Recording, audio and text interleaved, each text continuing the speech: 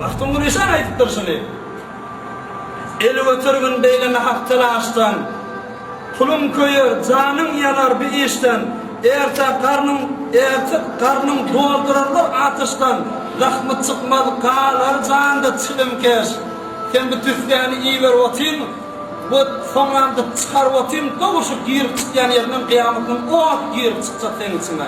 Hiç eliyeti ayrılmalılar. Ne acaba halalca pulumu deyani haramda bir otayım deyip durmaktım olayım. Mahtum olayım, Mevlam canından yakindir.